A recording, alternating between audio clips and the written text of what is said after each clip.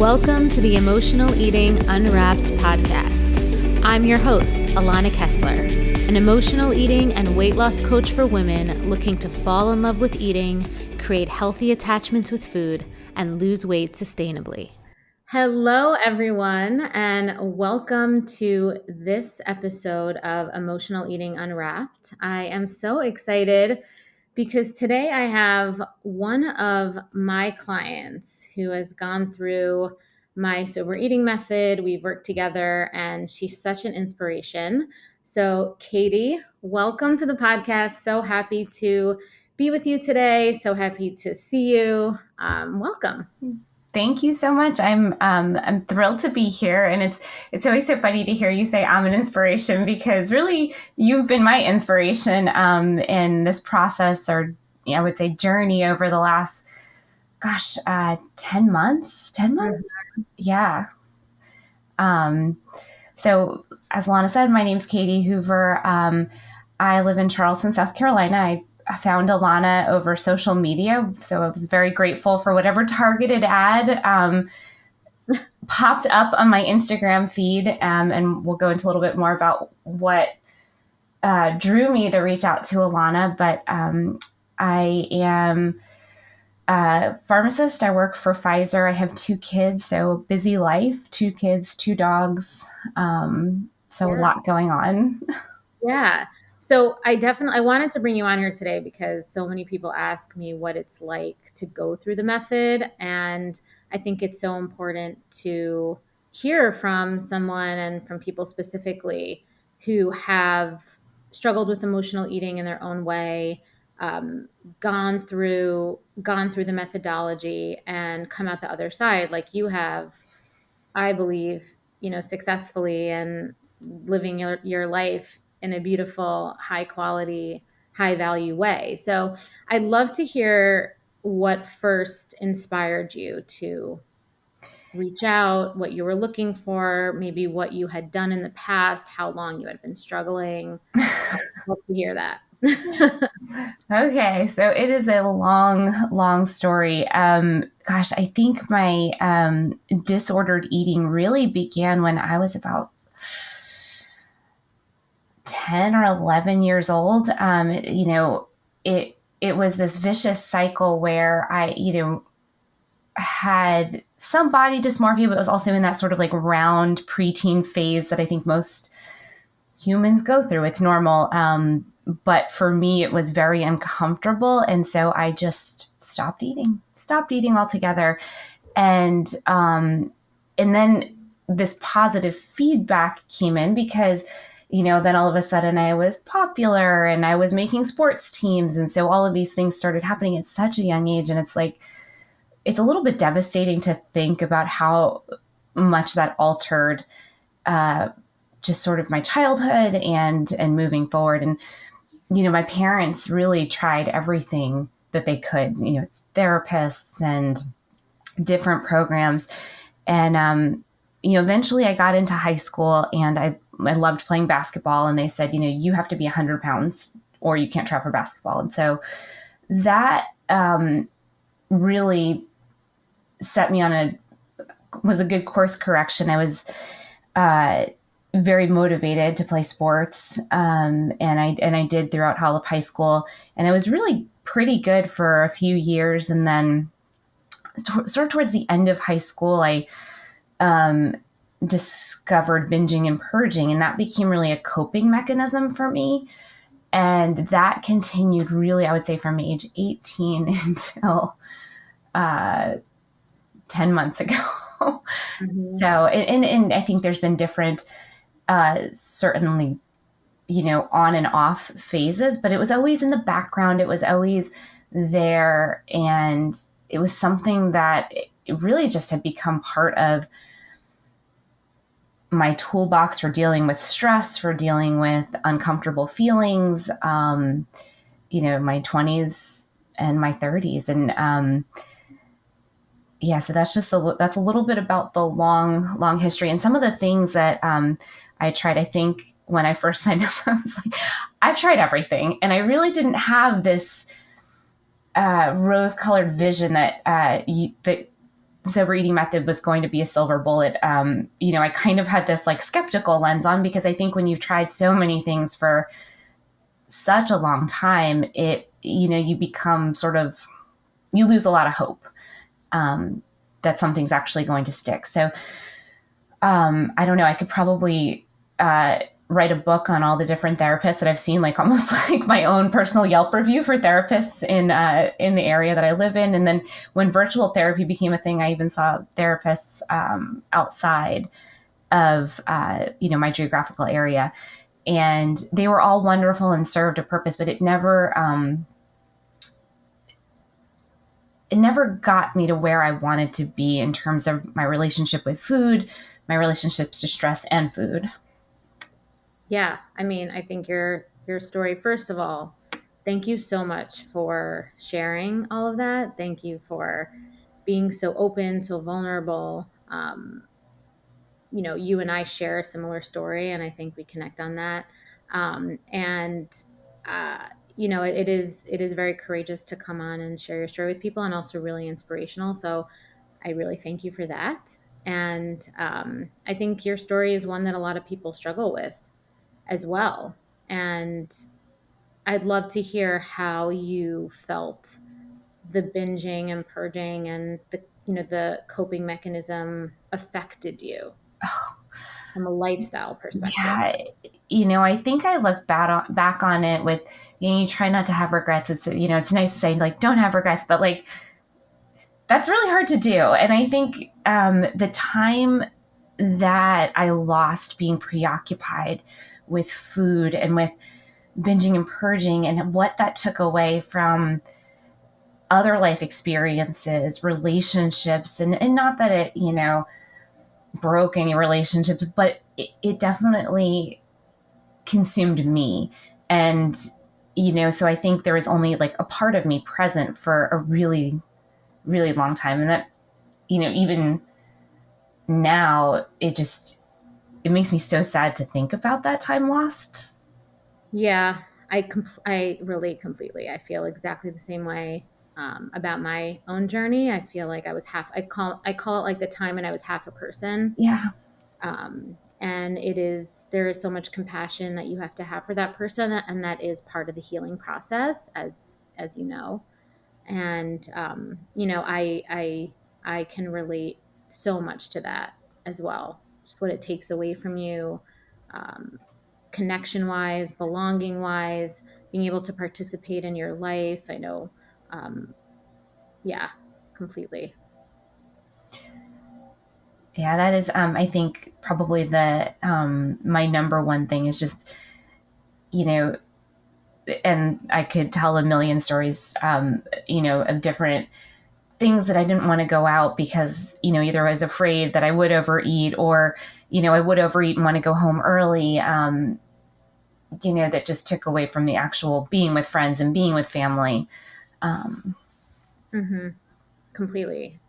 And so when we started working together, where were you emotionally? Where were you with your relationship to food, with the coping behavior, the stress? How were you when we started working? I when I first, it's so funny. I can still remember where I was when I DM'd you. I think that's, I please do not ever minimize the impact you've had on my life. I remember so vividly the first time I messaged you over Instagram, and where I was in my life is, I think I just given up. Like I've been like, this is who I am. I this is it. Like I had kind of given up on ever really getting better. And, um, and that's not to say there are ill health effects. I mean, it's not without consequence. I've had, different things that, may not be related to the binging and purging, but they certainly could have contributed to that. So, I think my sort of just having given up was, a little bit scary to think, because if I had continued to if I continued binge and purge, I do think it would have led to even more serious health consequences. But where I was just kind of giving up. I think I was probably binging and purging like on a bad week every day and on a good week maybe 2 to 3 times a week. Mhm. So definitely a big part of my life. My and it's funny if you meet me outside of this podcast and outside of my relationship to you, I seem like a very high functioning individual. When I get that. Yeah. And so I think it would I think a lot of people will be like, huh, I never would have thought that. And I think that's, something to consider. You don't always see it. You don't always know. People may seem very together, and this could still be going on in the background. Oh, 100%. I mean, first of all, nobody would expect that from me as well. So I totally understand that. Most people with binging and purging, or even disordered eating, that's not so obvious, which is where a lot of my clients fall most of the time, um, have to get to a place where it's impacted their quality of living so much that it's beyond anything, that it's beyond just physical, right? In order to invest in help, in order to really say, I need to make a change. And most of the people that I work with and that are in my world, most of them you would never really be able to see on the outside. They all have job. You work for Pfizer, you have a high, you have like a what's it called? Like a high powered job. You're a mom, you have two kids, like it's a lot, and you keep it together. But I think that in order to in order to really heal, you have to believe you deserve to heal. And then you have to be willing to say that this is something that I need to do for my life because I deserve to live. And completely, it always reminds me of the duck. Like they look very calm on the surface, and then underneath they're like, oh my God, I can't keep everything together. And I'm dealing with this issue that nobody knows about. And very, I mean, I say very few people would understand, but I think there's a lot more people that would understand than anyone really wants to talk about. 100%. That's why I wanted you to come on, because I actually feel like you are a really almost an ambassador, like a representative for so many women out there who have it together on the outside. It almost feels like, why do I deserve to, like, I could handle it, right? Right, It's like, I can right. handle it. Yes, this isn't great, but, I'll deal with it. It's yeah, fine. I have too much else going on to prioritize this, focus on this. It's all keeping together anyway. So why would I rock the boat? Yeah. But I remember I have a different experience of when we chatted, and when we finally like got to talking, especially on, when I knew you wanted to do the program, and then we chatted on the phone. You were very, though maybe you think you were at the end and didn't think anything would work, you were very receptive to something working, and you were excited about the idea of something working, and you were ready to jump in. Yeah, and I think that's such a big part of it. I was thinking through some of the topics that we wanted to go over today, and I was really, um, and I think if I could encourage anybody, if you think you're at the end, I think that if you have the right tools and you are receptive, there's no magic bullet. You definitely have to work in the program. But if you are willing to do that, these are the tools that you need. Like that's it. Like, so even if you feel like you've tried everything else, if you have the motivation, here are the tools that you need. I mean, first of all, I'm humbly accepting that. Like, that's beautiful to hear, and thank you so much. I believe that to be true because all the tools were grown out of so much learning, so much expertise, so much experience from me. Everything I teach you is something that I intimately know well and know works. And you also, I think you said something really astute, which is you were very motivated. You were skeptical and there was resistance, but in the end, you did do it. And I really want to hear what you, from your own words, what you felt were some of the most transformative tools that you installed in yourself to get this amazing healing experience that I believe is truly authentic and truly something that's going to be lifelong for you now. Yeah. So this is an easy one for me. And there are so many tips and tricks, and I think they work. And you put them in your toolbox, like putting your fork down in between bites and taking 3 breaths before eating. And I think those are all like amazing things to keep in your toolbox. And like sometimes you're like, this is great, this one's working for me, but then sometimes you're like, no, this one's not working. Let me pull out another one. And those, I think, are all amazing things to keep in your toolbox. But there's two things that the program changed for me. And the first was taking the shame out of it. You almost, like, if I put in my journal that I had binged and purged, it wasn't a judgment. It was almost just like this like hug saying like, it's okay. Like, it's fine. And if you had told me a year ago I would be on a podcast talking about this, I would be like, you are out of your mind. I don't talk about this with anyone, like no one. And here I am. So the elimination of the shame, and just understanding that this was a tool, or this was a coping mechanism that was developed over years, and that's okay. Like, it is okay that you binge and purge. Like, is it something you want to do forever? No, but there's no shame in it. So that was the first thing. You eliminated the shame. The second thing, at some point you said to me, it was like one of those things that just like, man, like hit me right in the face. I was like, whoa. A lot of the binging and purging would happen around uncomfortable feelings, or somebody like made me feel bad, or, I have teenagers, and let me tell you, they can be really mean.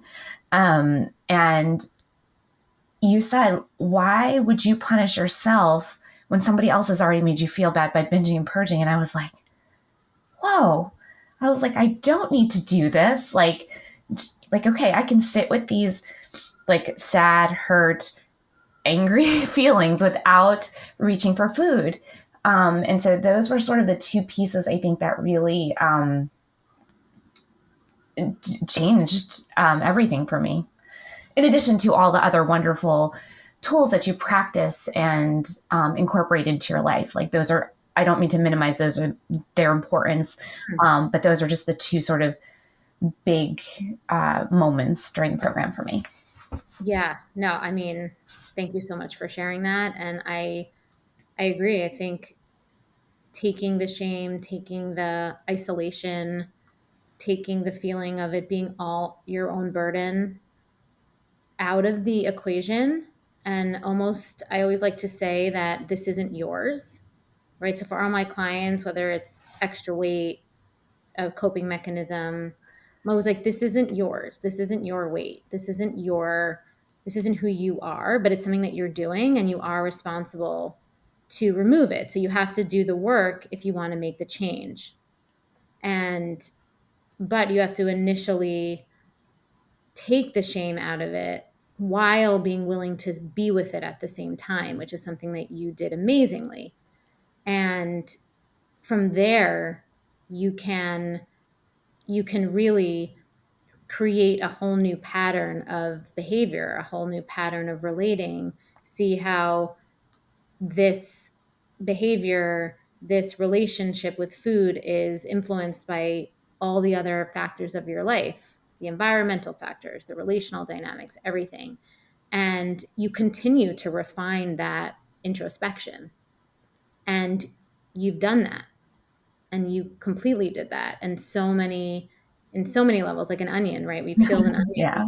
onion over the year. I mean, over the, 10 months, 9, 10 months. And it's amazing. And I'm curious to hear how you feel your life is transformed now. Yeah. So teenagers are still really mean. So that stress has not gone away. Work is still stressful. So it's interesting. Like, everything is still there in terms of like the stress or the things that I would reach for. In fact, things are even more stressful right now with the holidays and work. A lot of biotech companies going through a lot of layoff seasons. So, all of that is there. However, I don't even feel the urge to binge and purge. I don't, when I feel that sort of stress, like that, and I think people hold stress in different places. Mine likes to sit like right in my chest, like I can't get a full deep breath in. I go for a walk now, or I get up from my desk. Those are all sort of the different tools in my bag now.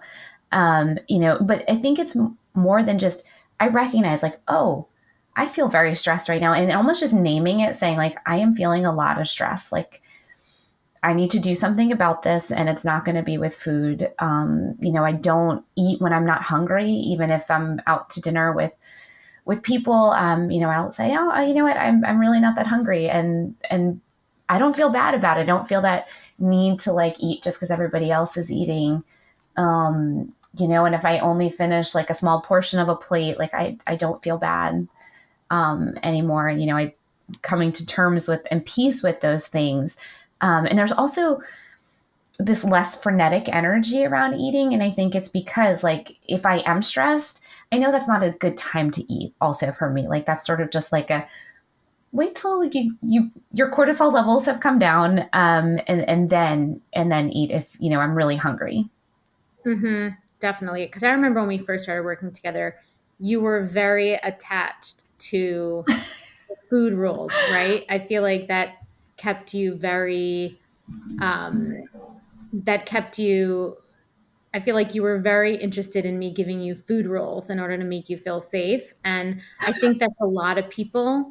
And I push back on that with you a lot. Like I was like, you don't need food rules. You don't need food rules. So I'd love you to speak to that a little bit, because I do think that most people that come in again to work with me, or that get introduced to my work, come from that place, and have a hard time like really believing that without food rules like that, anything is going to be, you're going to succeed in any way, or reach your goals. Because I know you also have, not a ton of weight goals, but like you were talking to me a little bit about weight loss and things like that. So yeah. So I love a rule. I love a structure. It's just part of my personality. It's just type A all the way. But it's really been freeing not having rules. And albeit like when you were like, no rules, I was like, that's scary for me. And it really was scary in the beginning. But there's two sort of guiding principles that, evolved during the program. And, thinking about eating, no, I know I'm going to say it wrong, foods with more water, high water content foods. Did I say that right? High water content foods. Yeah. They make me feel really good. And to be fair, that's a lot of fruits, vegetables. But I really do feel good after eating them. But I don't, like, if I'm not in the mood for a salad, I'm not going to eat a salad, because one of the things that you asked me, you were like, well, does that sound satisfying? And I'm like, it doesn't sound satisfying at all. I don't want a salad. and sort of being more intuitive around my food choices, with not only what do I think, would be the healthiest choice, but what's the healthiest choice that I will really enjoy at this moment. Mm-hmm. And so it's sort of that two-part question, whereas I think before with the food rules, it was like, well, how many macros do I have left for the day? And how much protein do I need? And you also had a bunch of safe foods that I feel like yes, a lot too, right? Yeah. Like you stuck to like 4 things. And it's true. I feel like that also is interesting for us to work through too, right? The control runs deep in this situation. It does. I was so tied to a shake for breakfast, pretzels for snack.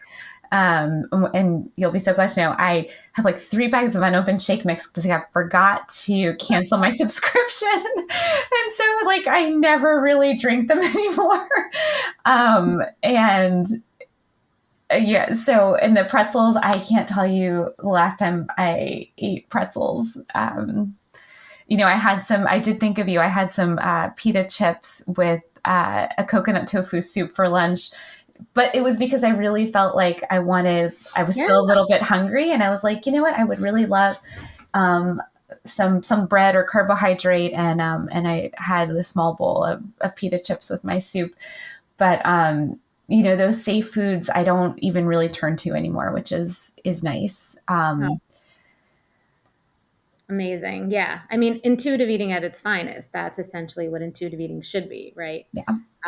Which is the goal and where I believe you really have gotten to, which is so amazing. I Uh, almost messaged you because I know we were talking, and like I have again in my head, there are foods that are breakfast foods and there are foods that are lunch foods and foods that are dinner foods, and they do not cross categories, like they stay in their category. And I almost messaged you because I had leftover sauteed vegetables and refried beans for like breakfast the other morning. yes. I love it. There's no such thing as breakfast, lunch, and I dinner food. know. It's all food. It's what sounded good to me. I was like, you know what? These are good choices. There's nothing wrong with, some legumes and some sauteed vegetables in the morning. Oh my God. Okay, so before we end, because I don't want to keep you much longer, but I want to know, how do you feel your life has really transformed? Because we Oh, talked about a lot about the not being present to your life, your relationships, feeling like half a person. So I want you to speak more to that, because that's really, at least when I work with women, that's the vision I want for them, and that's what I want everyone to see for themselves. And I really want to hear it from your mouth and your words. yeah. And I think I started to answer this and got distracted answering the first part of that question. So I apologize. Um, Gosh, Alana, I wish there's so many. I'm going to try not to cry. There are so many moments that I have where I'm like, I don't need to go home because my stomach feels sick. And I'm not saying no to this event because I'm worried about what I'm going to eat or I don't know what's on the menu. And I've had so many small moments like that. Halloween. I think I told you I had a couple peanut M&Ms, but I didn't feel the need to like eat all of the Halloween candy. And it was so much more fun and it was enjoyable because I was there. And I didn't feel like I had a restriction on my time because I had to go eat more or binge and purge. And that was Halloween. And then there's Thanksgiving. I didn't feel stuffed. And it was like these moments where I'm like, oh my gosh, I don't feel stuffed. And I'm, watching Christmas movies on Thanksgiving night or whatever, that have just been, I don't know. I don't know a better word other than amazing. It has just been amazing to feel these little things that had been absent from my life for decades that now I feel so good. Like um, I everyone has that one pair of jeans. They're like, I'm going to fit into these again, right? Like, Mm, is that a universal truth? Like, does everyone have a pair? I think so. I think right. I think it's a universal truth. And I finally was like, this is stupid. I'm going to get some wide leg jeans, which of course my daughter is like, who are you wearing like popular trendy jeans? But they fit great and I feel great in them. And buying clothes that just fit my body now, not worrying about like, do I need to lose 5 pounds? Like, I'm Mm, good. I'm just good. totally. I love it. I'm so happy for you, Katie. Seriously. I'm like, you know how much my heart is just so huge for you and for the work you've done and how inspired I am from you. And really, it's such a truly such a joy. And yeah, I just everything. Thank you Um, so much. Really. Likewise, like I said, I don't. If you ever wonder what you have meant to people, just call me and I will remind you. Um, the impact that you have had on my life literally has shifted the direction my life was going and changed almost 3 decades of a behavior. I mean, I receive that. I take that in and I really I'm so happy. I'm thrilled and I'm just so happy for you and the life that you're going to be able to continue to live free from this. And yeah, thank you so much, Katie. Thank Thank you for you. being here. Thank you for sharing your story. And yeah, thank you so much. Thank Thank you, you, Alana. everyone listening. Just a reminder, weekly episodes. Feel free to subscribe, like, share with your friends. Every week, I share episodes on emotional eating and how to overcome emotional eating, how to lose weight with lasting change.